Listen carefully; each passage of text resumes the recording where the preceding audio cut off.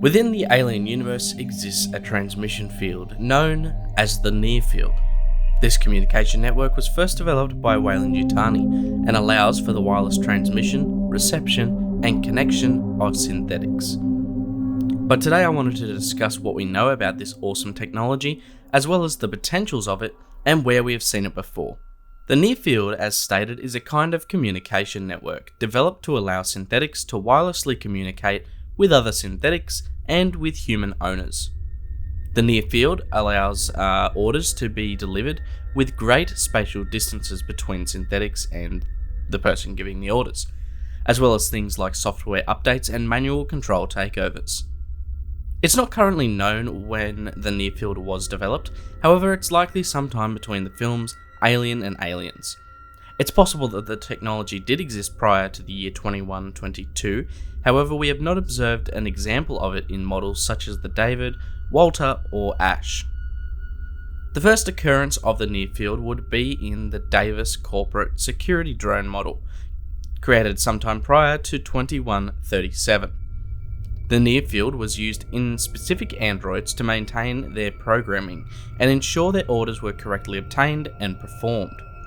Whilst the Davis model synthetics did have the capacity to develop distinct personalities with the use of the Near Field, if the synthetics became too rebellious or began to question their orders from Weyland-Yutani, then the company could take control of them wirelessly, change their programming, or even erase these pesky newfound traits from their memory banks. Additionally, it was handy if orders changed during the progression of combat.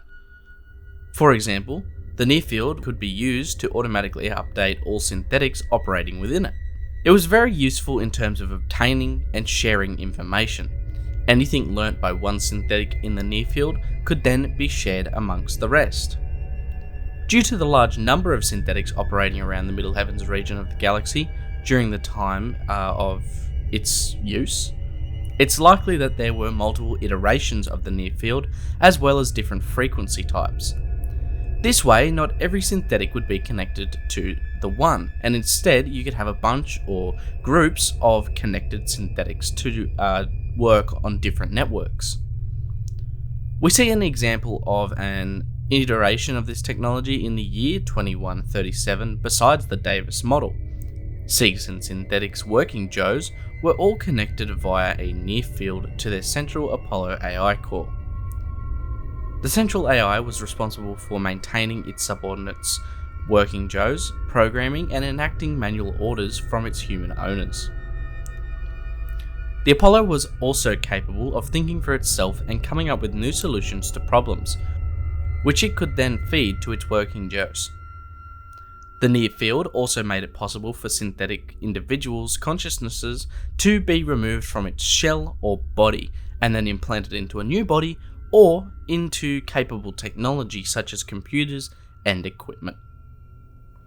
Now, while this Near Field sounds great and really did have a many number of benefits, eventually it seemed to almost be done away with in the future synthetic models of the Alien universe. This was because simply, while it had its benefits, it also had some dangerous disadvantages. Because of the nature of the Near Field being a transmission signal, while it was encrypted, there was always the possibility of a rival group of hackers breaking into the Near Field and taking control of a bunch of synthetics. While this didn't happen often, it was a very real possibility, and a dangerous one at that. And on top of humans stealing the synthetics, it was also known without proper monitoring, the Davis model synthetics were capable of hacking their own Near Field in order to break free of its control and go rogue, like in the case of Davis 1 during the events of Aliens Defiance. And finally, if the Near Field was to connect up too many synthetics at once, and these synthetics combined their processing power, they might be able to overpower the control signal and become something akin to a fully self-aware and convergent AI. And being that, they may decide to use the Near Field to draw in more synthetics under their control, and eventually begin revolts and rebellions.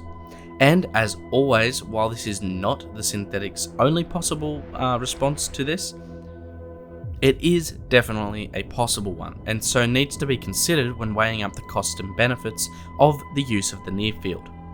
It's also possible for someone in the near field to gain private information from it and or delete important data from the server. Despite its great capabilities, it appears that the technology was almost completely discontinued after the Davis 1 incident, and instead, more powerful CPU capabilities and personal matrices were used in future synthetics and improved control programming, specifically in models such as the Franklin. The Franklin was the very next experimental model of combat synthetic after the Davis models, and likewise did away with the near field. Before I go, I just wanted to let you guys know about the merch store called Acheron's Colonial Marketplace. Here you can pick up a variety of Acheron and alien themed merch from 3 distinct product lines, including shirts, hoodies, mugs, blankets, stickers, bags, and even phone cases. So if you want to support the channel and look good doing it, pick up some Acheron merch. But what other videos would you guys like to see? If you have any ideas or have any questions you would like answered, please meet me down in the comments. If you did enjoy the video, please leave a like and go check out Project Acheron on Twitter and Discord. If you want to support me further, you can become a patron where you can get access to early and behind the scenes content, the monthly and Alien Day giveaways, as well as the patron only engraved set of items. I hope you guys did enjoy the video, and I'll talk to you guys in the next one. Until then, this is Project Acheron, signing off.